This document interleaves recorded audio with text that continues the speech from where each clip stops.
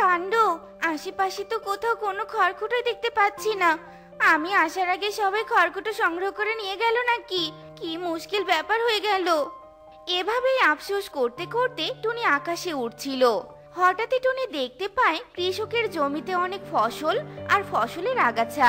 চোখের সামনে এত ফসল দেখে টুনির ভীষণ লোভ হয়।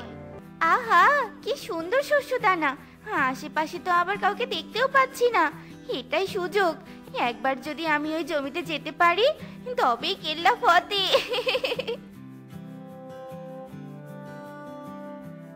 আজই সব ফসলে ওষুধ দিতে হবে, তা না হলে পোকামাকড় আর পাখি মিলে আমার অর্ধেক ফসল শেষ করে ফেলবে। তার থেকে ভালো পরিশ্রম হলেও ঔষধ দিতে হবে। এসব বলতে বলতে কৃষক ঔষধ নিয়ে মাঠে যায়, আর তখনই দেখে টুনি পাখি তার ফসল খাচ্ছে। ওরে ওরে, সর্বনাশ করে ফেললো রে! যা ভয় পাচ্ছিলাম একদম সেটাই ঘটলো।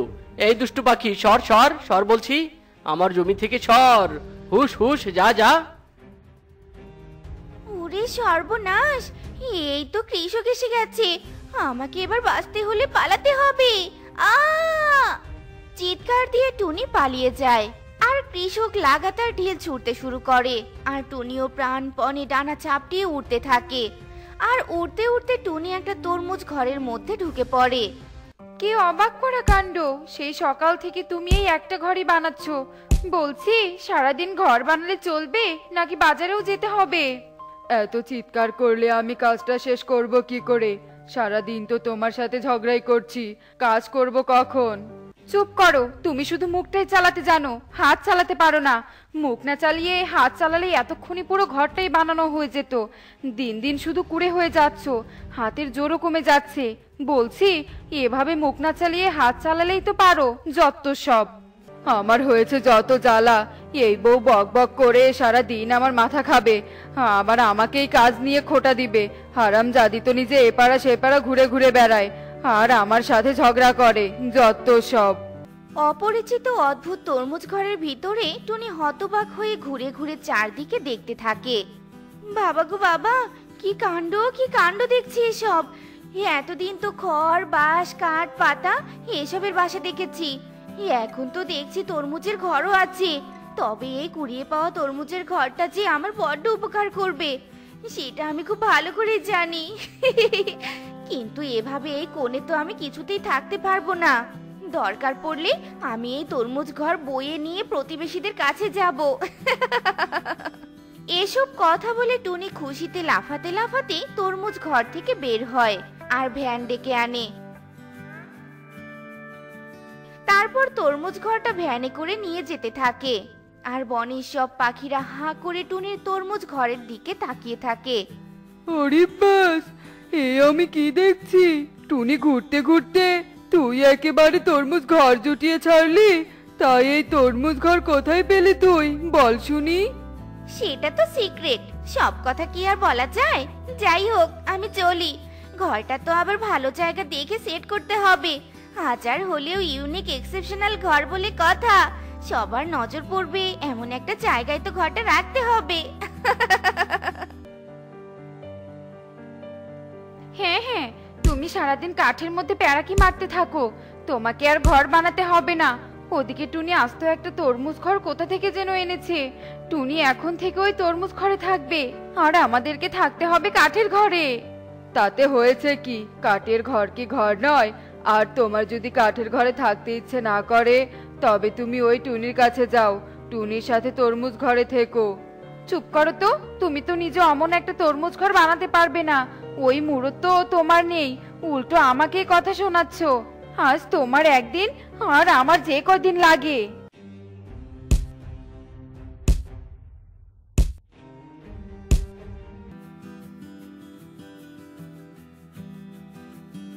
বাবা গো বাবা, কি দেখছি আমি! কোনো বাঁশ কাঠ নয়, ডিরেক্ট তরমুজ ঘর। বলি, তরমুজ ঘরের রহস্যটা কি বলতো? বনে সবার মুখে মুখে তোর এই তরমুজ ঘরের কথা শুনেছি। শুনবেই তো, ইউনিক ঘর বলে কথা। এমন ঘর পুরো বনে আর কোথাও আছে নাকি? তুমি বলো সুখী দিদি।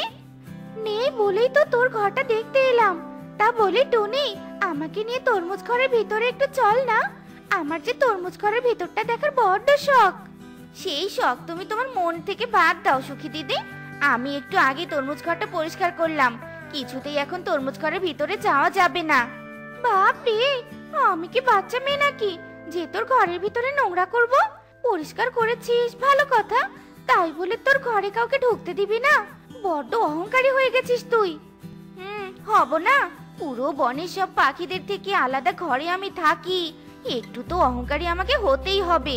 এখন আমার কানের মাথা না খেয়ে জলদি এখান থেকে চলে যাও তো দেখি। বাবা গো বাবা, কি কথা শ্রী! এত অহংকারী হওয়া কিন্তু ভালো নয়, বুঝলি টুনি? দেখবি এই অহংকারের কারণে একদিন তুই অনেক বড় বিপদে পড়বি। কি কি বললি বদমাশ শয়তান কোথাকার?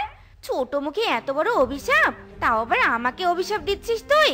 আজ তোর কপালে দুঃখ আছে। এ কথা বলে রাগে গজগজ করতে করতে টুনি ময়লা জলের বালতি তুলে সুখী পায়রার গায়ে ছুঁড়ে মারে, আর ময়লা জলে সুখীর পুরো শরীর নোংরা হয়ে যায়। ছি ছি ছি ছি, তুই এটা কি করলি টুনি? ময়লা জল ফেলে আমার পুরো শরীরে দুর্গন্ধ ছিটিয়ে দিলি। কি ভেবেছিস আমি তোকে ছেড়ে দিব? কখনো না।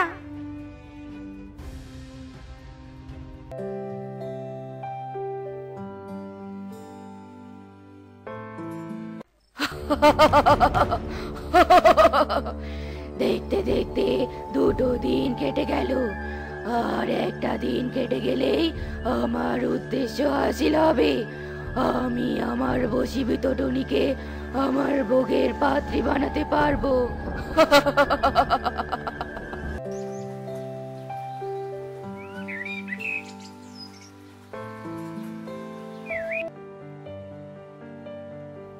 মরণ!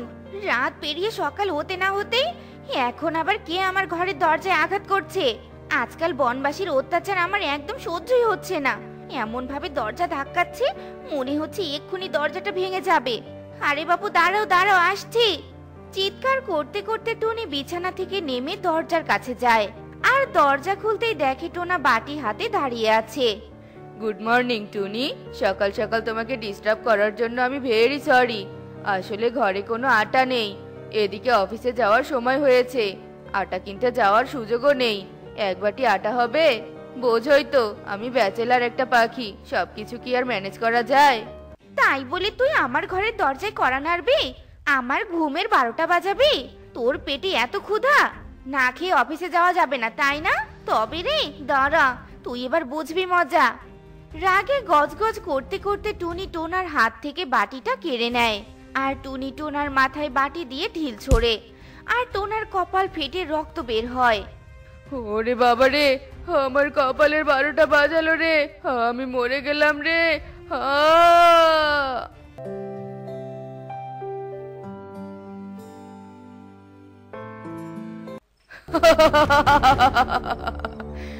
আজ শেষ দিন, আমার উদ্দেশ্য সফল হবে।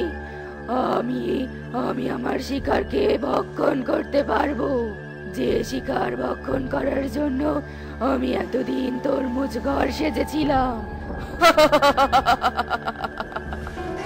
আরে আরে, এটা কি হচ্ছে? ঘরটা এইভাবে ছোট হয়ে যাচ্ছে কেন? কে কি কি হচ্ছে? কে আছো? বাঁচাও বাঁচাও, আমাকে বাঁচাও! প্রাণের ভয়ে টুনি চিৎকার করতে থাকে, আর তরমুজ ঘরটা আস্তে আস্তে সংকুচিত হতে থাকে, আর কিছুক্ষণের মধ্যেই তরমুজ ঘর টুনি সহ অদৃশ্য হয়ে যায়।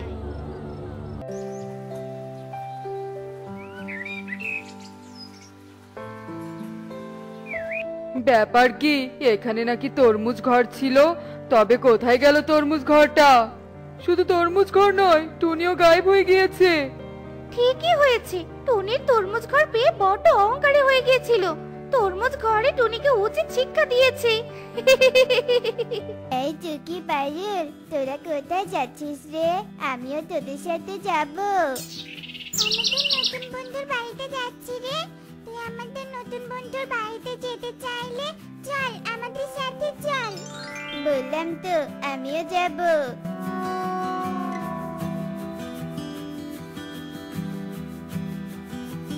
বন্ধু, তোমরা এসে গেছো? তোমাদের খুব মিস করছিলাম গো। তা তোমাদের সাথে ওই পাখিটা কি তোমার নতুন বন্ধু নাকি? না গোলাপ, নতুন বন্ধু না, কনক আমার ছিল তো, তাই তোমার সাথে পরিচয় করে দিতে পারিনি।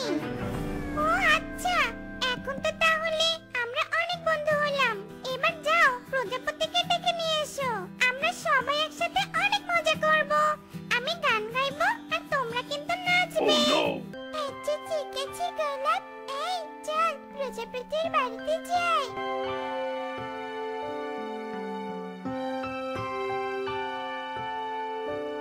প্রজাপতি বন্ধু, বাড়িতে আছো? বাইরে এসো, তোমার বন্ধুরা সবাই চলে এসেছে। কি মজা কি মজা, আমরা এখন সবাই মিলে খেলা করব। চলো চলো, সবাই গোলাপ বন্ধুর কাছে যাই।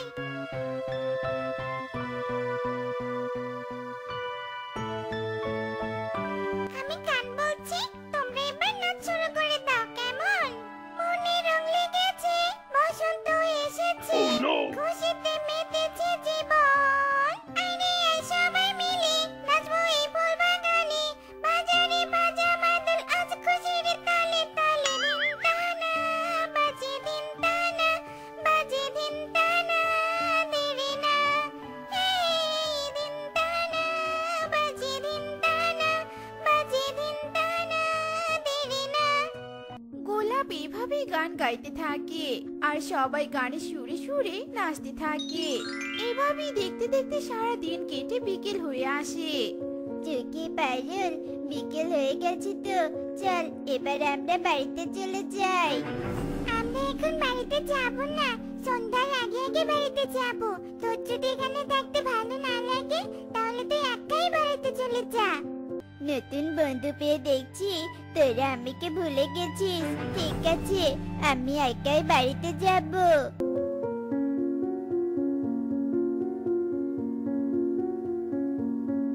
কি রে বাবা, সারাদিন কোথায় ছিলি? আর তোকে দেখে তো মনে হচ্ছে তোর মন খারাপ। কেউ কি কিছু বলেছে নাকি? মা, টুকি আর পারুল নতুন বন্ধু পেয়ে আমার সাথে মিশতেই চায় না, আমার কোনো কথাই শোনে না। নতুন বন্ধুরা যা বলে তাই শুনে, জানো? কি, ওরা তোকে রেখে নতুন বন্ধু বানিয়েছে? আচ্ছা বল তো দেখি, কে সেই নতুন বন্ধু যার জন্য আমার ছেলের সাথে মিশতে চায় না? এরপর কনক কাকলিকে সব কথা খুলে বলে। বাবা, তুই চিন্তা করিস না, আমি তোর বাবাকে বলে ওই গোলাপ আর প্রজাপতির এমন হাল করব যে টুকিরা নতুন বন্ধুদের খুঁজেই পাবে না। এখন ঘরে চল তো, তোকে খাবার খেতে দেই। সারাদিন না খেয়ে তো মুখটা একদম শুকিয়ে ফেলেছিস। এরপর কাকলি কনককে ঘরে নিয়ে যায় আর খাবার খেতে দেয়। আর এভাবে সেই দিন কেটে যায়। আর পরের দিন সকাল হতে কালু আর কনক সেই গোলাপ গাছের কাছে চলে যায়। বাবা, এই গোলাপ আর এই যে দেখছে ফুলকপির ঘর, ওই ঘরে এই প্রজাপতি থাকে। এই গোলাপ, তোর কত বড় সাহস! ফুল হয়ে ফুলের সাথে বন্ধুত্ব না করে পাখিদের সাথে বন্ধুত্ব করিস। এর জন্য আজ তোকে শাস্তি পেতেই হবে। কি বলছো এসব? বন্ধু সবার সাথে করেছে, আমি পাখিদের সাথে বন্ধুত্ব করি তো কারো কোনো ক্ষতি করিনি, তাহলে তুমি আমাকে শাস্তি দেবে কেন? ক্ষতি করিসনি মানে? তোর সাথে বন্ধুত্ব করার জন্য টুকিরা আমার ছেলের সাথে খেলা করে না, তোর সাথে খেলা করে। তাই আজ তোর এমন হাল করব যে টুকিরা তোর সাথে আর কোনোদিন খেলতে আসবে না।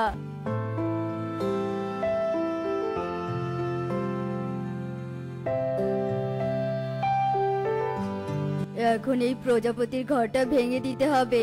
প্রজাপতি থাকার জায়গা না পেলে এখান থেকে অনেক দূরে চলে যাবে।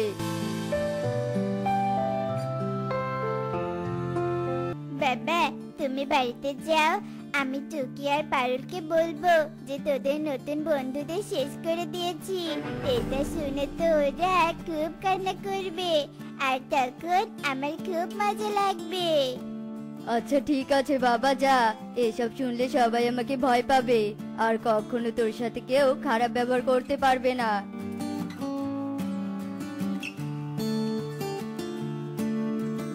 আর টুকি, আজ থেকে তোরা আর তোদের নতুন বন্ধুদের সাথে খেলতে পারবি না, কারণ আমার বাবা তোর নতুন বন্ধুদের থাকার জায়গা ভেঙে দিয়েছে। কি বলছিস এসব?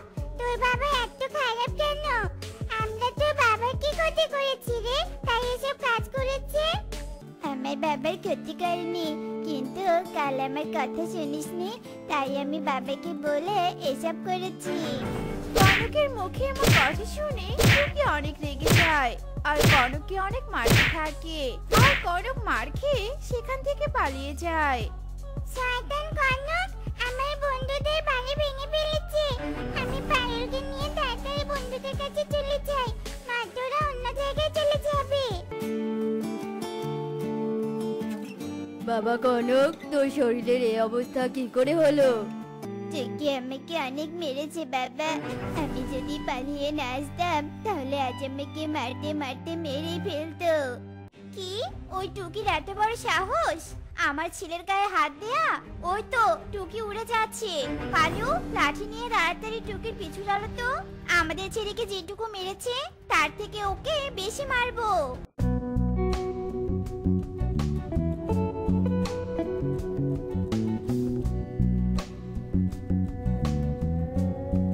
এই টুকি, পালাচ্ছিস কোথায়? আমার ছেলেকে মারার শাস্তি আজ তোকে পেতেই হবে।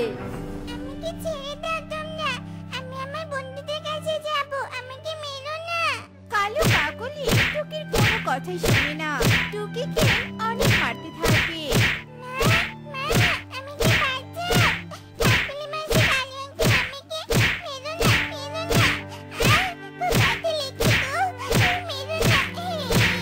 আমার তো ডানা ভেঙে গেছে, তোমরা আমাকে আর মেরো না। ডানা ভাঙার কথা শুনে কালু কাকলি টুকিকে আর মারে না, আর তাড়াতাড়ি সেখান থেকে পালিয়ে যায়। আর তখনই সে পথ দিয়ে পারুল উড়ে যাচ্ছিল। টুকির এমন কান্না শুনে পারুল টুকির কাছে চলে আসে। কি রে টুকি, তোকে কে মেরেছে? আর এভাবে বসে খাচ্ছিস কেন রে? এরপর টুকি পারুলকে সব কথা খুলে বলে। কাঁদিস না রে টুকি, ওই কনকের বাবা মাকে আমরা উচিত শিক্ষা দিয়ে ছাড়বো। এখন তুই আমার পিঠে উঠতো, আমি তোকে বাড়িতে পৌঁছে দিয়ে আসছি। পারুল, টুকিকে এভাবে পিঠে করে নিয়ে যাচ্ছ কেন? কি হয়েছে আমার টুকি মায়ের? আমি ওই কালু কাকুলিকে কিছুতেই ছাড়বো না। সামান্য কারণে আমার মেয়েকে এত মার মেরেছে। ইসরে, আমার মেয়ের পাখা দিয়ে কত না রক্ত ঝরছে। টনি মাসি, তুমি টুকিকে হাসপাতালে নিয়ে যাও, নয়তো পাখা ইনফেকশন হতে পারে। আর আমি নতুন বন্ধুদের কাছে গিয়ে দেখি তারা কি অবস্থায় আছে। একটি সর্বনাশ হয়েছে আমার। যে বাড়িতে শান্তিতে রাতটা কাটাতাম সেই বাড়িটাই ভেঙে গেছে। এখন আমি কোথায় থাকবো? একি, গোলাপ কোথায় কান্না করছে? গোলাপ, কোথায় তুমি? আর কান্না করছো কেন?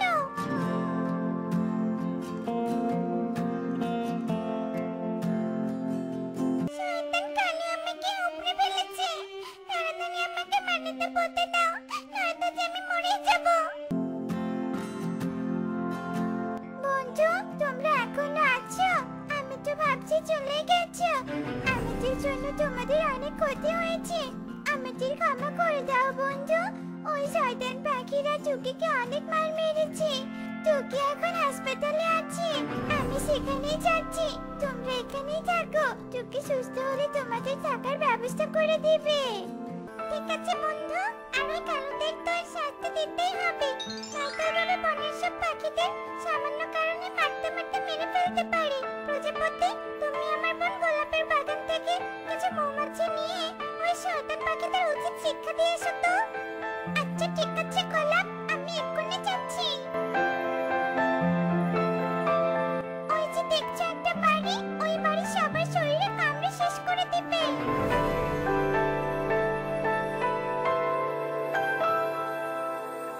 ও বাবা গো, ও মা গো, বাঁচাও, আমাকে বাঁচাও। এই মৌমাছি কোথা থেকে আসলো? কাকুলি, কনক, বাঁচতে চাইলে তাড়াতাড়ি ঘর থেকে বেরিয়ে পালা।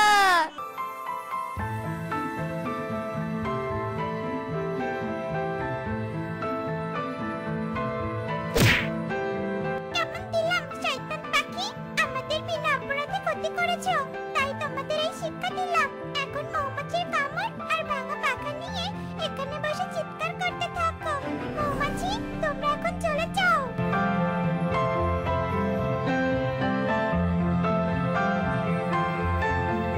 প্রজাপতি, আমাদের ক্ষমা করে দাও আর আমাদের হাসপাতালে নিয়ে যাওয়ার ব্যবস্থা করো। একে তো মৌমাছির কামড়ে শরীর ব্যথা হয়েছে, তারপর আবার পাখাও ভেঙে গেছে। এই অবস্থায় তো আমরা হাসপাতালে যেতেও পারবো না, তাই তুমি আমাদের সাহায্য করো। শয়তান কালু, অন্যের ক্ষতি করে আবার অন্যের কাছে সাহায্য চাইতে লজ্জা করে না? নিজেরা শক্তিশালী বলে আমাদের সবাইকে দুর্বল ভেবে আমাদের ক্ষতি করেছিস, তাই না? কিন্তু একটা কথা মনে রাখবি, শক্তি থাকলেও সেটা সব জায়গাতে কাজে আসে না। হ্যাঁ মাসি, ঠিক কথাই বলেছ। দুর্বলদের শক্তি না থাকলেও বুদ্ধি ঠিকই আছে, আর বুদ্ধি দিয়ে কাজ করলে বড় শক্তিও সেখানে হার মানে। কতটুকু পারো, চলো এখন থেকে আমরা ইচ্ছেমতো খেলবো। যে বাধা দিতে আসবে তাকে এভাবে শিক্ষা দেব। হ্যাঁ চলো, আগে তোমাদের নতুন করে একটা ফুলকপি দিয়ে ঘর বানিয়ে দেব। শোনো তোমরা, আজ আমার বোন আর বোনের ছেলে আসবে, তাদের যেন আপ্যায়নের একটু ত্রুটি না হয়। তাড়াতাড়ি ওদের আপ্যায়নের ব্যবস্থা করো। জি রানীমা, আপনি কোনো চিন্তা করবেন না, আমরা সব ব্যবস্থা করে রাখবো। আর একটা কথা, আমার মিষ্টি বড়ইয়ের ঘরে যেন কেউ প্রবেশ করতে পারে না, আর তার জন্য কড়া পাহারার ব্যবস্থা করো। ঠিক আছে রানীমা, আমি এক্ষুনি ওই মিষ্টি বড়ই ঘরে কড়া পাহারা নিযুক্ত করছি, এ নিয়ে আপনি নিশ্চিন্ত থাকুন। ঠিক আছে, তাহলে এবার তোমরা যে যার কাজে লেগে পড়ো। এভাবে বিকেল হয়ে আসে আর মুন্নি তার ছেলে রকি রাজপ্রাসাদে আসে। আরে দিদি, তুই কেমন আছিস? কতদিন পরে আমি তোকে দেখলাম। হ্যাঁ রে মুন্নি, আমিও তোকে অনেকদিন পর দেখলাম। তা তোর ছেলে রকি কোথায়? আর জামাইবাবুকে দেখছি না কেন? আর বলিস না দিদি, রকি রাজপ্রাসাদ দেখে অনেক খুশি হয়ে গেছে, তাই রাজপ্রাসাদটা ঘুরে ঘুরে দেখছে। আর তোর জামাইবাবু একটা কাজে আটকে গেছে রে, তাই আসতে পারিনি। ও আচ্ছা, তা তোরা তো অনেক দূর থেকে এসেছিস, হাত মুখটা ধুয়ে ফ্রেশ হয়ে আয়, আমি তোদের খাবারের ব্যবস্থা করে দিচ্ছি। এরপর মুন্নি ও রকি হাত মুখ ধুয়ে খাবার টেবিলে বসে আর খাওয়া শেষ করে যে যার ঘরে চলে যায়।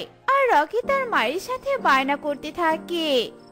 মা, ও মা, আমি মাসিমণির সাথে ঘুমাবো, তুমি আমাকে মাসিমণির কাছে যেতে দাও না মা। ও মা, এসব তুই কি বলছিস বাবা রকি?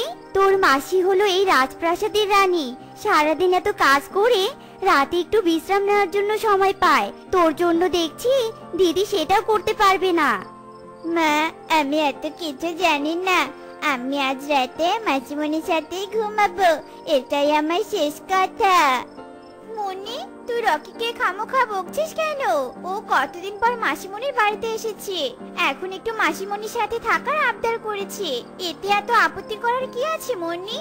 বাবা রকি, তুই আয় আমার সঙ্গে, আমার ঘরে আয়, ঘুমাবি। মাসিমণি, এই ঘরটাতে তালা দেয়া কেন? আর এত পাখি কেন ওই ঘরের সামনে? কিছু নেই বাবা, ওই ঘরটাতে কিছুই নেই, আর তুই ভুল করেও ওই ঘরে প্রবেশ করবি না। ঠিক আছে মাসিমণি, আমি এই ঘরে প্রবেশ করবই না।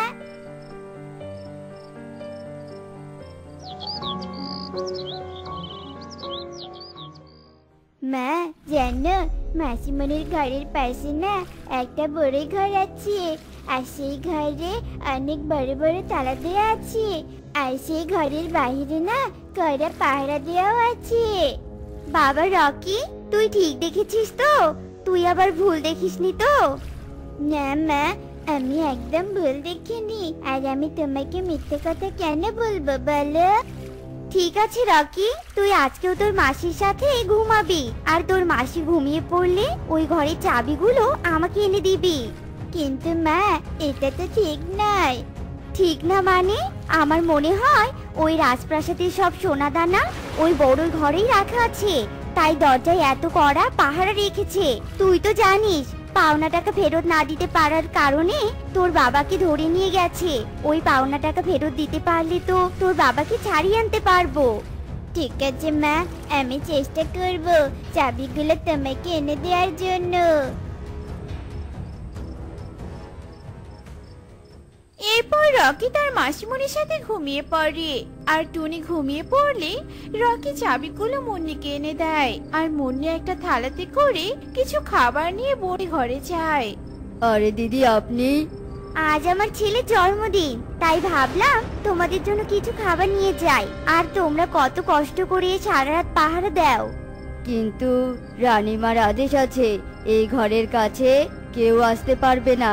কিন্তু আপনি যেহেতু রানীমার বোন, তাই আপনাকে আমি বারণ করব না। তোমাকে অনেক ধন্যবাদ। এই নাও, এই খাবারগুলো খেয়ে নাও। এরপর তোতা খাবারগুলো খেয়ে নেয়। আর খাবার খেয়ে তোতা ঘুমিয়ে পড়ে, কারণ খাবারগুলোতে ঘুমের ঔষধ মেশানো ছিল। আর মুন্নি তালা খুলে মিষ্টি বড়ি ঘরে প্রবেশ করে। ও মা, এই ঘরে তো দেখছি সোনা দানা দিয়ে ভরা। আমি বরং এখান থেকে আমার প্রয়োজন মতো সোনা দানা নিয়ে যাই। এইটুকু সোনা দানা নিয়ে কি হবে? আমি বরং আর একটু বেশি করে সোনা দানা নিয়ে বস্তায় ভরিয়ে নেই, আমার কাজে লাগবে। এসব কথা বলে মুন্নি আরো কিছু সোনা দানা বস্তায় নেয় আর বস্তা নিয়ে ঘরের বাইরে আসে। মা, তুমি এসেছো? আর এই ঘরে কি আছে মা? তুমি যা ভেবেছিলে তাই? যা ভেবেছিলাম তার চেয়েও বেশি কিছু পেয়েছি, তুই দেখবি? হ্যাঁ হ্যাঁ মা, আমি দেখবো। এরপর মুন্নি বস্তার মুখ খুলে দেয় আর তখনই বস্তা থেকে সাপ বেরিয়ে আসে। ও মা গো, এখানে সাপ এলো কি করে? আমি তো বস্তা ভর্তি সোনা নিয়ে এসেছিলাম। এসব তুমি কি বলছো মা? সোনা দানা নিয়ে আসলে সাপ আসবে কি করে? আর এক্ষুনি তো সাপটা তোমাকে কামড়ে দিত। তুমি একটুর জন্য বেঁচে গেলে মা। তুমি ঘুমের ঘরে হয়তো ভুল দেখেছো। চলো এবার ঘরে গিয়ে ঘুমাও। এভাবে সকাল হয়ে যায়। জানো মাসিমণি, কাল রাতে মা তোমার ওই তালা দেয়া বড় ঘরে গিয়েছিল। বাবা রকি, তোর মায়ের ভাগ্য ভালো ছিল, তাই তোর মা বেঁচে গেছে। ওই ঘরটা কিসের ঘর তুই জানিস? না তো মাসিমণি, ওটা কিসের ঘর? ওই ঘরটা একটা জাদুই মিষ্টি বড়ই ঘর। ওই ঘর থেকে কেউ প্রয়োজনের তুলনায় বেশি সোনাদানা নিলে সে আর প্রাণ নিয়ে বেঁচে ফিরতে পারে না। তোর মা তো ভাগ্যের জোরে বেঁচে গেছে। অন্যদের মতো প্রাণ হারাতে হয়নি তোর মাকে। অন্যদের মতো বলতে কার কথা বলছে মাসিমণি? তুই শুনবি? শোন তবে। আমার সৎ মা ছিল, সে একদিন আমাকে বাড়ি থেকে তাড়িয়ে দেয়। আর আমি বাড়ি থেকে বেরিয়ে যেতে থাকি, তখনই একটা বড়ি ঘর দেখতে পাই। আরে, এই ঘরটা আবার এখানে এলো কি করে? আগে তো কখনো এই ঘরটা আমার চোখে পড়েনি। ভালো হয়েছে, আজ রাতটা এখানে থাকতে পারবো।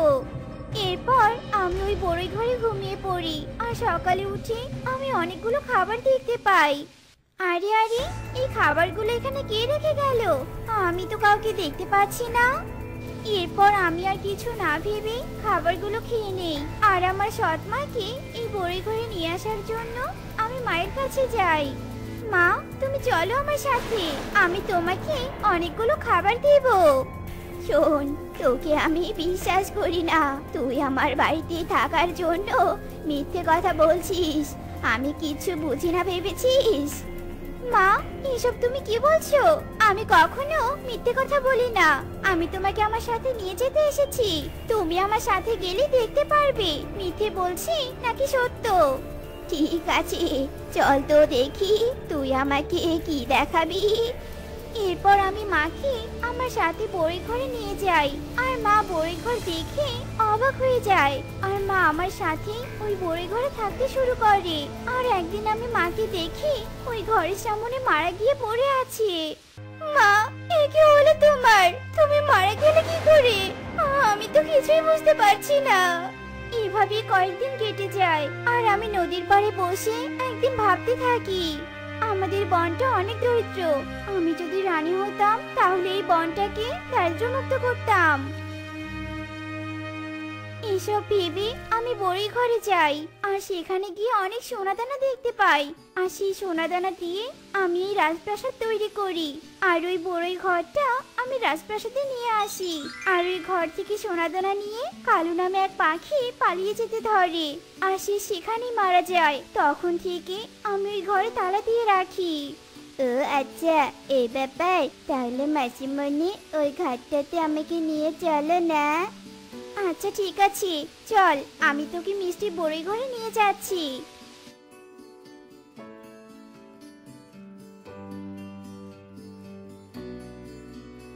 ও মা, এতে সোনাদানা মণিমুক্ত দিয়ে ভরা। আমি এত সুন্দর ঘর কখনো দেখিনি মাসিমণি। আগে দেখিসনি তো কি হয়েছে, এখন তো দেখলি। এই নে, এই সোনার বস্তাটা তুই তোর মাকে দিয়ে দিস। দিদি, তুই আমাকে এতগুলো সোনা দিয়ে দিচ্ছিস? দিদি, তুই আমাকে ক্ষমা করে দিস।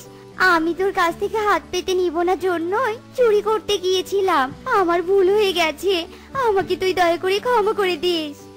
মুন্নি, তোকে আর ক্ষমা চাইতে হবে না বোন, আমার সবকিছু তো তোর, আর আমার তো কোনো সন্তান নেই। তাই আমি ঠিক করেছি এই রাজপ্রাসাদের ভার আমি তোর ছেলে রকিকে দিব। রকি অনেক সৎ পাখি, তাই ওকে আমি রাজপ্রাসাদে ভার দিয়ে নিশ্চিন্ত হতে চাই। দিদি, এইসব তুই কি বলছিস? তোর রাজপ্রাসাদের ভার তুই রকিকে দিয়ে দিবি? হ্যাঁ দিব, কারণ আমার বয়স হয়ে গেছে, তাই আমি আর বেশি পরিশ্রম করতে পারবো না। বাবা রকি, তুই এই প্রাসাদের দায়িত্ব নে, আর এই মিষ্টি বড়ই ঘরের কথা কাউকে বলিস না, ঠিক আছে? এরপর টুনি রকিকে তার রাজপ্রাসাদের দায়িত্ব দিয়ে নিশ্চিন্ত হয়।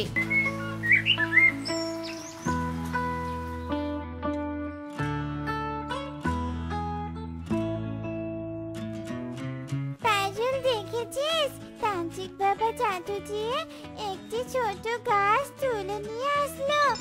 ইস, তান্ত্রিক বাবার মতো যদি আমিও এমন জাদু জানতাম, তাহলে আমি এমন গাছ নিয়ে আসতাম আর আমাদের বাড়ির উঠোনে লাগিয়ে রাখতাম। আর আমি জানলে শুধু ফুলের গাছ নিয়ে আসতাম, আমাদের বাড়ির উঠোনে সুন্দর সুন্দর ফুলের গাছ লাগিয়ে ফুলের বাগান তৈরি করতাম। তাহলে চল, আমরা তান্ত্রিক বাবার কাছে গিয়ে জাদু শিখে আসি।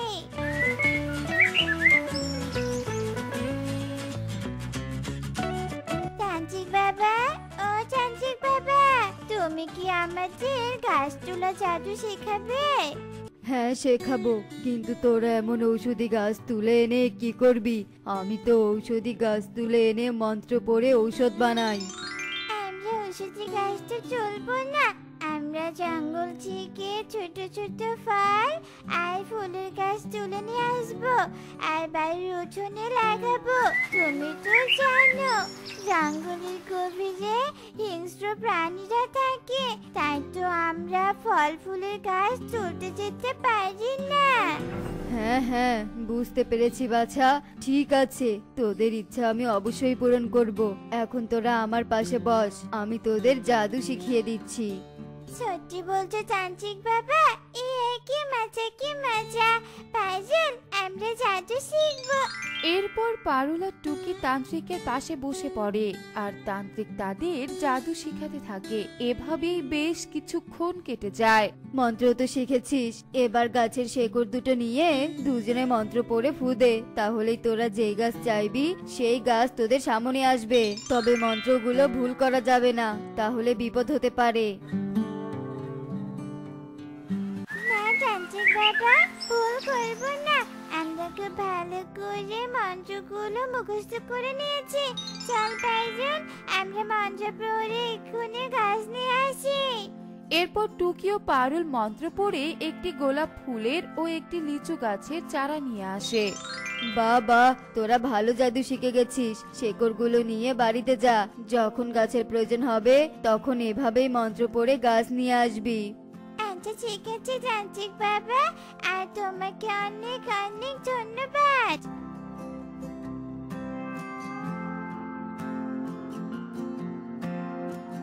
সারাদিন কোথায় ছিলি বলতো?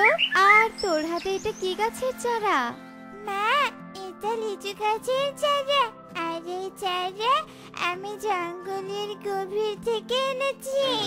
কি, তুই আজ জঙ্গলের গভীরে গিয়েছিলি? তোকে না বলেছিলাম জঙ্গলের গভীরে কখনো যাবি না। দিন দিন দেখছি তোর সাহস বেড়েই চলেছে। আজ তো তোকে মেরে হাত পা ভেঙে দেব। দাঁড়া, আগে লাঠিটা নিয়ে আসতে দে। মা, দাঁড়া দাঁড়া, আমার কথাটা মন্ত্র আগে শোনো, শুনলে তো তুমি অবাক হয়ে যাবে। আচ্ছা ঠিক আছে, বল দেখি কি কথা। তারপর টুকি টুনিকে সব কথা খুলে বলে। বাহ, আমার মেয়ে দেখছি জাদুকর হয়ে গেছে। আচ্ছা, লিচুর চারাটা আমাকে দে, আমি উঠোনে লাগিয়ে দিচ্ছি। এরপর টুনি লিচু চারাটি নিয়ে উঠোনের এক কোণে লাগিয়ে দেয়, আর এভাবেই বেশ কিছু দিন কেটে যায়। হ্যাঁ, আমাদের উঠোনে তো অনেকগুলো চারা হয়ে গেছে। এবার জাদু করে কিছু চারা এনে বনে সবাইকে দিয়ে দেই। আমার ছোট মেয়েটা দেখছি অনেক বড় হয়ে গেছে। তোর মাথায় এত বড় বড় বুদ্ধি কোথা থেকে আসে বলতো? তুই তো অনেক ভালো বুদ্ধি করেছিস মা। আচ্ছা তাড়াতাড়ি কিছু চারা নিয়ে আয়, আমি সবার বাড়িতে চারাগুলো দিয়ে এসে আবার কাঁথা সেলাই করতে বসবো। আচ্ছা ঠিক আছে মা, আমি এক্ষুনি আনছি।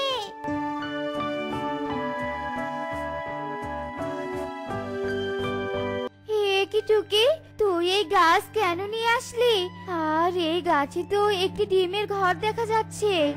হ্যাঁ, আসলে তাড়াতাড়ি মন্ত্র পড়তে হয়তো কোথাও ভুল হয়েছে, আর তাই এই বড় গাছ এসেছে।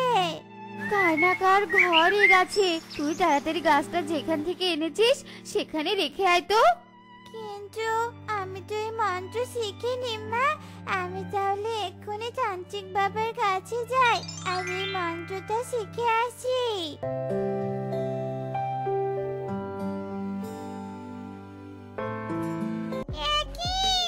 আমার ডিমের ঘরটা কোথায় গেল? যে গাছে ঘরটা বানিয়েছিলাম সেই গাছটাই তো দেখছি নেই। এক্ষুনি আমার জাদু আয়নায় দেখতে হবে।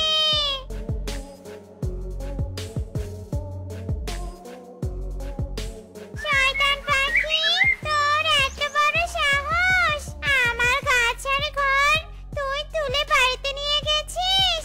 আজ তো তোকে শাস্তি দিয়েই ছাড়বো।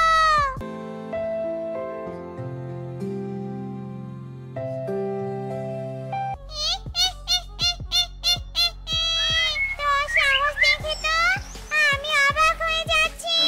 তুই কিনা ডাইনির গাছ তুলে এনেছিস, কিন্তু এটা ভাবিসনি যে ডাইনি জানতে পারলে তোর বিপদ হতে পারে। এ মানে ডাইনি বোন, তুমি আমাদের ক্ষমা করে দাও। চক্কর, তোর কোনো ক্ষমা নেই। যে কাজ করেছিস এর জন্য তো তোকে শাস্তি দিতেই হবে, তা না হলে আমার রাগ কমবে না।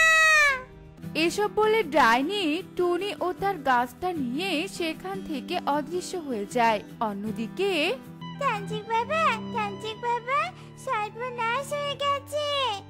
মানে কি হয়েছে বল দেখি। তারপর টুকি তান্ত্রিককে সব কথা খুলে বলে। তোকে তো আগেই বলেছিলাম যে ভুল মন্ত্র পড়লে বিপদ হতে পারে। আচ্ছা, আমি ধ্যান করে দেখছি ওই ঘরটা কোথা থেকে এনেছিস, তারপর সেখানে ফিরিয়ে দেওয়ার ব্যবস্থা করছি। এ কি, ওই গাছটা তো এক ডাইনির, আর ডাইনি তোর বাড়িতে এসে গাছের সাথে তোর মাকেও ধরে নিয়ে গেছে। তান্ত্রিক বাবা, ওই ডাইনির কাছ থেকে আমার মাকে নিয়ে আসার ব্যবস্থা করো, নয়তো ডাইনি আমার মাকে যে খেয়ে ফেলবে। চল তাহলে আমরা ডাইনির আস্তানায় চলে যাই, ডাইনিকে বুঝিয়ে তোর মাকে নিয়ে আসতে হবে।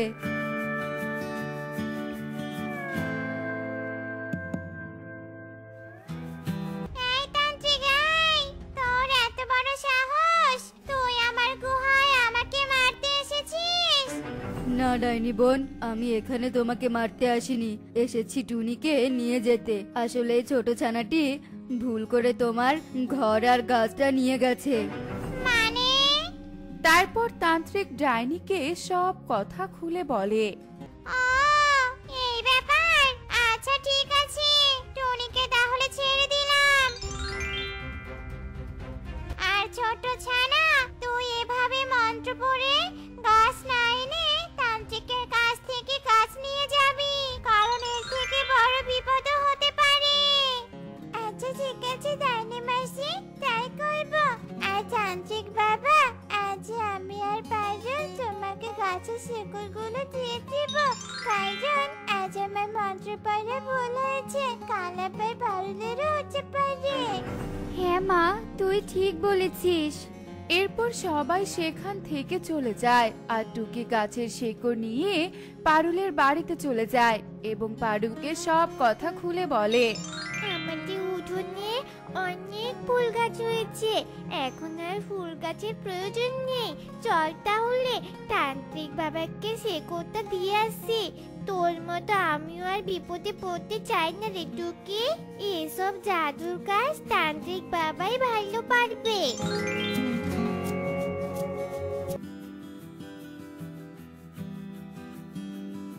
ওই তো কবুতর আঙ্কেল সকাল সকাল ডিম পরোটা বানাচ্ছে।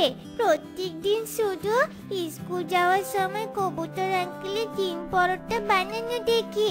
তবে আজকে আমি এই টাকা দিয়ে ডিম পরোটা খাবো। কি মজা কি মজা, আজকে আমি ডিম পরোটা খাবো।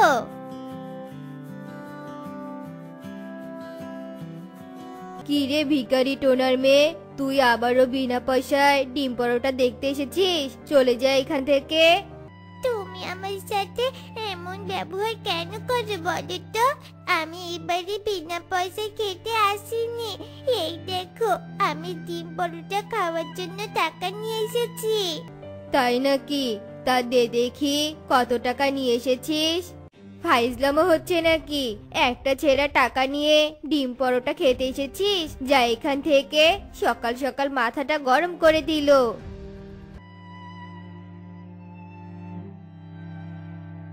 কি রে তোকে, স্কুলে না গিয়ে এখানে বসে খাচ্ছিস কেন? এরপর টুকি পারুলকে সব কথা খুলে বলে। আহারে, তুই আমাদের বন্ধু হয়ে একটু ডিম পরোটা খাওয়ার জন্য কাঁদছিস। চল পারুল, আমরা আজকে চুকিকে ডিম পরোটা খাওয়াবো। সত্যি তোরা আমাকে ডিম পরোটা খাওয়াবি? তোরা আমার খুব ভালো বন্ধু রে। চল তবে আমরা ডিম পরোটা খেতে যাই। কবুতর আঙ্কেল, ও কবুতর আঙ্কেল, আমাকে একটা ডিম পরোটা দাও তো।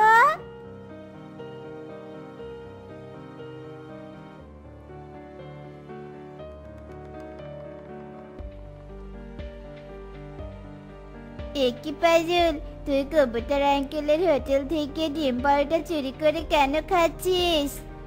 ইস, এত কথা বলিস না তো, চুপচাপ দাঁড়িয়ে থেকে দেখ এখানে কি হয়।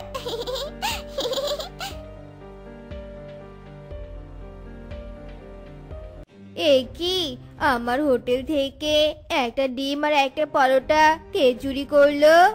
কি টুকি, তুই এই ডিম পরোটা কোথায় পেয়েছিস? ও বুঝেছি, তার মানে তুই আমার হোটেল থেকে ডিম পরোটা চুরি করে খাচ্ছিস? তোর তো দেখি সাহস কম না। না গো আঙ্কেল, আমি চুরি করিনি, আমাকে তো পারুল এনে দিয়েছে। আমি তোকে কিনে দিতে যাব কেন? শোনো কবুতর আঙ্কেল, আমরা নিজের চোখে দেখেছি ওকে ডিম পরোটা চুরি করে খেতে।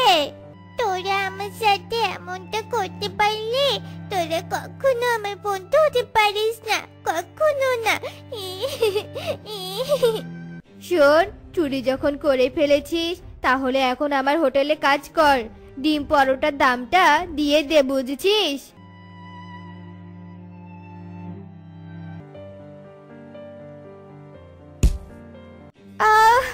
মরে গেলাম রে, বাঁচাও, কেউ আমাকে বাঁচাও। আহারে, আমার জন্য তোমার এত বড় ক্ষতি হয়ে গেল। তুমি কোনো চিন্তা করো না, আমি তোমাকে এক্ষুনি আমার বাড়িতে নিয়ে যাচ্ছি। কি টুকি, তুই স্কুলে না গিয়ে এখানে বসে প্লেট কেন পরিষ্কার করছিস?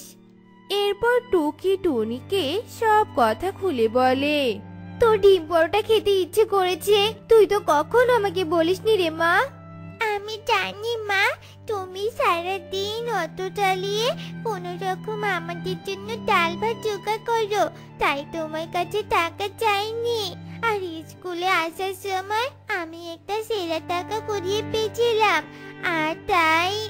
ঠিক আছে, এখন তোকে আর কাজ করতে হবে না।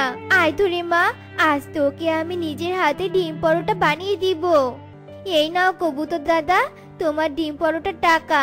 আর শোনো, শিশুদের দিয়ে কাজ করিয়ে নেওয়া কিন্তু দণ্ডনীয় অপরাধ। তাই পরের বার যেন কোনো শিশুকে দিয়ে কাজ করাতে যেও না, তা না হলে বাকি জীবনটা জেলের ভিতরে কাটাতে হবে।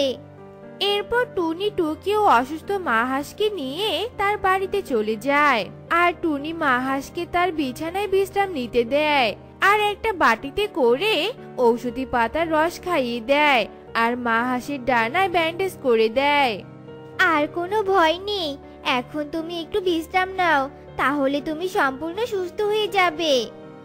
ও, তার মানে তোরা এই পুরনো ট্রেনটা দখল করে আছিস, কিন্তু সরকারের আদেশে আগামীকাল থেকে এই পুরনো ট্রেন ঠিক করার কাজ চলবে, তাই তোদেরকে আজকের মধ্যেই এখান থেকে চলে যেতে হবে। কিন্তু এর আগে যে তোতা দাদা বলল এই ট্রেন নাকি কোনো দিনও চলবে না, আর তাই তো আমি তোতা দাদাকে 20,000 টাকা দিয়ে এই পুরনো ট্রেনের একটা কামরা কিনে নিয়েছি। ওই তোতা হয়তো তোর কাছে টাকা নেওয়ার জন্য তোকে মিথ্যে কথা বলেছে। দেখ টুনি, তোরা যদি সরকারের আদেশে এই পুরনো ট্রেন ছেড়ে দিতে না চাস, তাহলে তোদেরকে আইনের আওতায় নেওয়া হবে।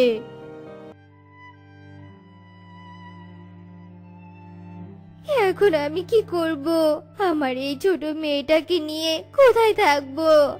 আমার যে আজ যাওয়ার কোনো জায়গা নেই।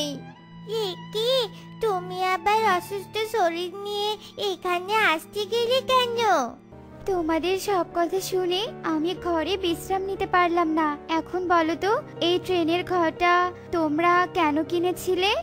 টুকি যখন অনেক ছোট তখনই এক সড়ক দুর্ঘটনায় টুকির বাবা মরে গিয়েছিল, আর এই জন্য আমাদের মা মেয়েকে বাড়ি থেকে বের করে দেওয়া হয়েছিল।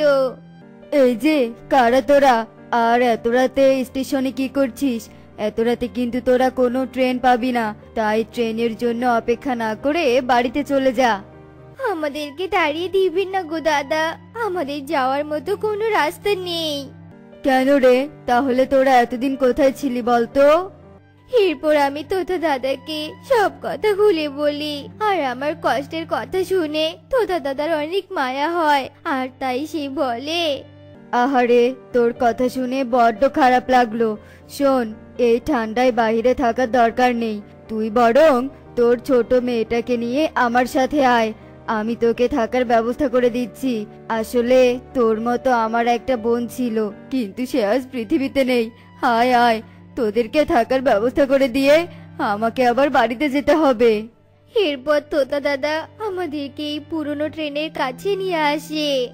আজকে থেকে তোরা এই পুরনো ট্রেনেই থাকবি, এখানে থাকলে তোদের খুব বেশি ঠান্ডা লাগবে না, আর এই পুরনো ট্রেন কোনোদিনও ঠিক হবে না, তাই তোরা যতদিন ইচ্ছে এখানে থাকতে পারিস। তোমাকে অনেক ধন্যবাদ গো দাদা, তুমি আজ আমাদের অনেক বড় একটা উপকার করলে। তোমার এই উপকারের কথা আমি কোনোদিনও ভুলবো না। ঠিক আছে, তবে শোন, তুই কাজ করে যেভাবে পারিস আমাকে 20,000 টাকা জোগাড় করে দিস, নয়তো আমার স্যার আমাকে কথা শোনাবে। এরপর আমি তোতা দাদার কথায় রাজি হয়ে যাই, আর কাজ করে একটু একটু করে তোতা দাদাকে 20,000 টাকা দিয়ে দেই। ওই সময়টায় সে তোমাদের উপকার করেছে, কিন্তু সে তো জানতো না যে এই পুরনো ট্রেনটা একদিন মেরামত করা হবে। এখন তো তোমাদেরকে এখান থেকে চলে যেতেই হবে, কিন্তু আমার যে সত্যি কোনো যাওয়ার জায়গা নেই। এখন আমি কি করব কিছুই তো বুঝতে পারছি না। শোনো, তোমরা চাইলে আমার বরফের দেশে যেতে পারো, আর সেখানে গিয়ে বিনা পয়সায় আমার ডিম ঘরে থাকতে পারো। তার মানে তুমি বরফের দেশে থাকো? তাহলে তুমি আমাদের বনে কেন এসেছিলে? আমাদের বরফের দেশে আমরা কেউ রান্না করতে পারি না, আর তাই এই বনে খাবার সংগ্রহ করতে আসতে হয়। তুমি তো এই বনের পাখি, আর তুমি যদি আমাদের বরফের দেশে যাও তাহলে সেখানে একটা খাবারের দোকান দিতে পারবে, এতে তোমারও উপকার হবে, আর আমাদেরও আর কষ্ট করে এই বনে খাবারের জন্য আসতে হবে না। এরপর টুনি মা হাঁসের কথায় রাজি হয়ে যায়, আর মা হাঁসের সাথে বরফের দেশে চলে যায়, আর সেখানে গিয়ে ঠান্ডায় টুনি ও টুকি কাঁপতে শুরু করে। মা, এখানে তো ভীষণ ঠান্ডা, তাহলে আমরা কিভাবে থাকবো?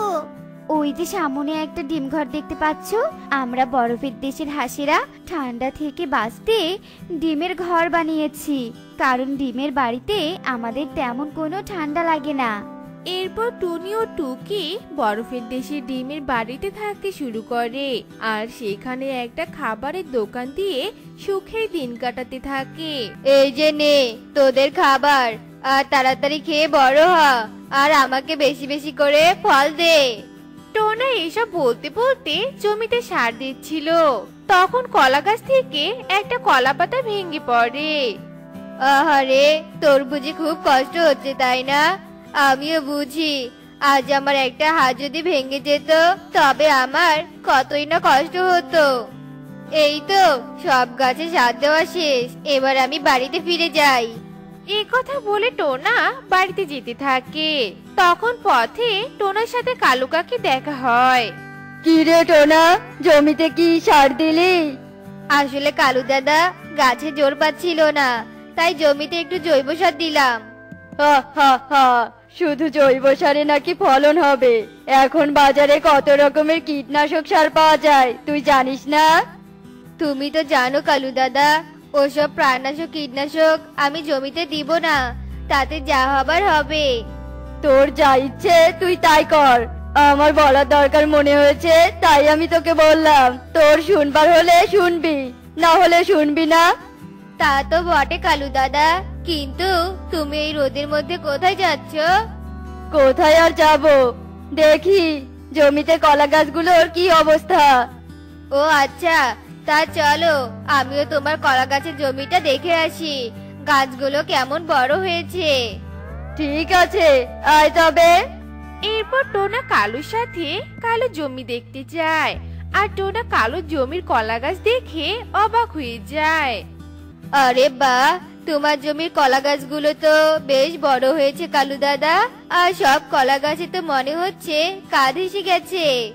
তা আমার কলা গাছে কাঁদ আসবে না তো তোর কলা গাছে কাঁদ আসবে? আর তুই আর আমি তো একসঙ্গে গাছ লাগালাম, 2-1 দিনের কম বেশি। আমার গাছগুলো দেখছিস কত বড় হয়ে গেছে, তোর কলা গাছগুলো তো এখনো অনেক ছোট। তোর কলা গাছ কবে বড় হবে রে? আর কবে বা সে গাছে কলা ধরবে কে জানে। তোকে আমি ভালো বুদ্ধি দিলাম, তুই বাজার থেকে কীটনাশক এনে জমিতে দে। না কালু দাদা, আমি আমার জমিতে কীটনাশক দিব না। তোমার কলা গাছের গোড়ায় কিন্তু মাটি কম, একটু জোরে বাতাস হলেই তোমার জমি সব কলা গাছ ভেঙে পড়বে। আরে না, তার আগেই আমি কিছু একটা করে ফেলবো। ও আচ্ছা, তবে এবার আমি বাড়ি ফিরে যাই, সেই সকালে বাড়ি থেকে বেরিয়েছি। এরপর টোনা সেখান থেকে চলে যায়। কই গো টুনি, কোথায় তুমি? কি গো টোনা, তুমি কখন আসলে? এই তো এই মাত্র এলাম, এসেই তোমাকে ডাকছি, কিন্তু তুমি তো কোনো সারা শব্দই দিচ্ছ না। কি করে সারা শব্দ দিব শুনি, আমি তো বাড়ির ভিতরেই নেই। সে তো দেখতেই পাচ্ছি, পানি আনতে গিয়েছিলে, তা দাও দেখি 1 গ্লাস পানি দাও, গলাটা শুকিয়ে গেছে। এখন আর খালি পেটে পানি খেতে হবে না, এক কাজ করো, তাড়াতাড়ি গিয়ে হাত মুখ ধুয়ে আসো, আমি তোমাকে খেতে দিচ্ছি। তোমার সাথে কথা বলে আর পারা যাবে না টুনি, তুমি যা বলবে তাই তো করতে হবে আমাকে। এরপর টোনা হাত মুখ ধুয়ে এসে খেতে বসে। কি হয়েছে টোনা, তোমার মুখ এত শুকনো লাগছে কেন? কি নিয়ে এত চিন্তা করছো শুনি? তেমন কিছু হয়নি টুনি, তবে একটু চিন্তা হচ্ছে। এত চিন্তা করে কি হবে শুনি, শুধু শুধু ভেবে মাথা নষ্ট করা। কালু দাদার কলা গাছ কত বড় বড় হয়ে গেছে, কত বেশি ফলন দিচ্ছে, আর আমার কলা বাগানে তো গাছই বড় হয়নি। এত অস্থির হইও না টোনা, দেখবে ভালো কিছুই হবে আমাদের সাথে। কি জানি সৃষ্টিকর্তা কপালে কি রেখেছে, আজকে কালু দাদার কলা বাগান দেখে আসলাম, কলা গাছে কাঁদ এসে গেছে, আর আমার। অপেক্ষার ফল মিষ্টি হয়, তুমি জানো না? একটু ধৈর্য ধরো, দেখবে ভালো কিছুই হবে। এইভাবে বেশ কিছুদিন কেটে যায়।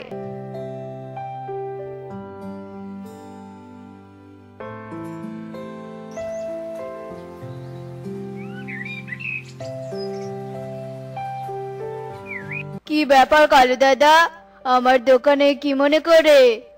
এই তো একটু বাজারটা দেখতে এলাম। তা তোর ব্যবসা কেমন চলছে? আর ব্যবসার যে অবস্থা, তাতে ব্যবসা বন্ধ করে বাড়িতে বসে থাকতে হবে। তা তোমার কলা জমির কি অবস্থা কালু দাদা? গাছ তো বেশ ভালোই হয়েছে, কিন্তু কে জানে শেষমেশ কি হয়। কালু দাদা, তুমি তোমার কলা গাছের গোড়ায় মাটি দিয়ে দাও। শুনলাম সামনে নাকি বৃষ্টি হবে। গাছের গোড়ায় মাটি না থাকলে গাছ ভেঙে পড়ে যাবে না হলে। কিন্তু গাছের গোড়ায় মাটি দিলে তো অনেক টাকা ব্যয় হয়ে যাবে। না, আমি এত টাকা ব্যয় করতে পারবো না রে। দেখো তুমি কি করবে। তা তো দেখতেই হবে। তবে আমার জমি সব কলা কিন্তু তোকেই কিনে নিতে হবে, বুঝেছিস? তা তো কিনে নিতেই হবে কালু দাদা, তুমি এ নিয়ে কোনো চিন্তা করো না। এরপর কালু সেখান থেকে চলে যায়। এভাবেই সেই দিন কেটে যায়।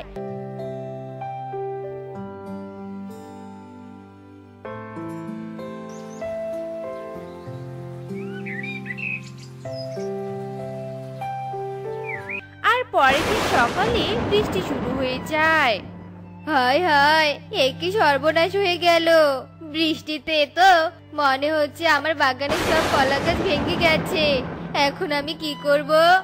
টোনা, তুমি এত চিন্তা করো না তো, আমাদের কলা বাগানে কিচ্ছু হবে না। তুমি কি করে জানলে যে আমাদের কলা বাগানে কিচ্ছু হবে না? কারণ তুমি আমাদের কলা বাগানে সব পাখিদের মতো বীজ দিয়ে চাষ করোনি।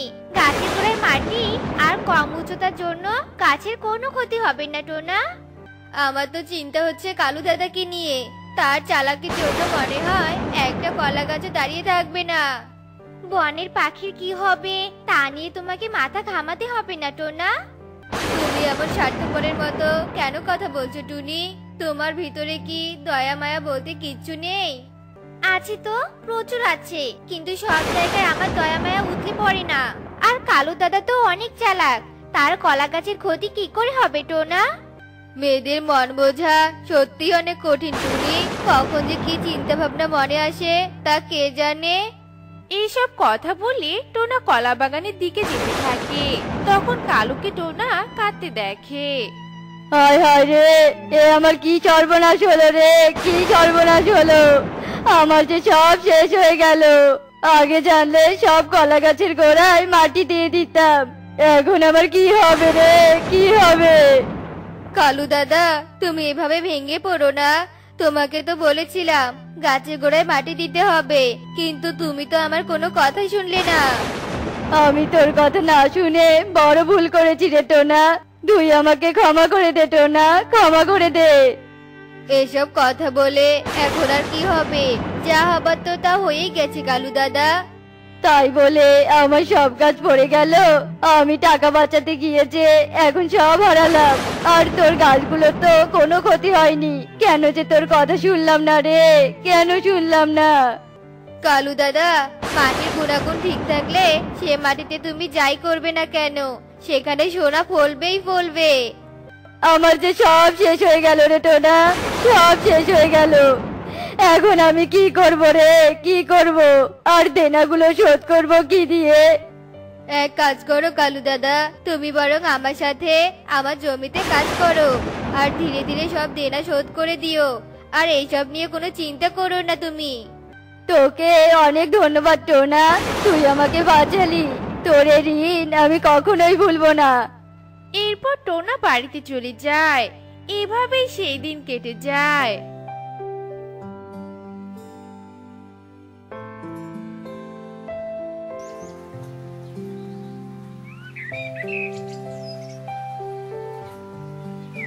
টোনা, এই টোনা, বাড়িতে আছিস? আরে কবুতর দাদা, তা কি মনে করে আমার বাড়িতে আসলে? বলছিলাম বনের ক্ষতির কথা তুই জানিস। বৃষ্টিতে বনের সব পাখিদের কলা জমি নষ্ট হয়ে গেছে। কোথাও একটাও কলার কোনো আস্ত নেই। আসল কথা কি তাই বলো কবুতর দাদা। তুই যদি তোর জমির সব কলা আমাকে দিতি। না কবুতর দাদা, আমি তোমার কাছে আমার জমির কলা বিক্রি করতে পারবো না। আমি কি দোষ করেছি টোনা, যার কারণে তুই আমার কাছে কলা বিক্রি করতে চাইছিস না? কারণ তুমি ফলে ফরমালিন মিশিয়ে ফল বিক্রি করো, তাই তোমার কাছে আমি কলা বিক্রি করতে পারবো না, তুমি এবার আসতে পারো। এরপর কবুতর রাগ দেখিয়ে সেখান থেকে চলে যায়। আর টোনা ও কালু একসঙ্গে কাজ করে। টোনার জমির কলা শহরে বিক্রি করে টোনা অনেক লাভবান হয়, আর কলা বিক্রি করে কিছু টাকা কালুকে দিয়ে দেয়। টোনা ও কালু একসঙ্গে কাজ করে সুখে দিন শুরু করে। তো বন্ধুরা, আমাদের আজকের এই গল্পটি তোমাদের কাছে কেমন লেগেছে তা কমেন্টে জানাতে ভুলো না কিন্তু।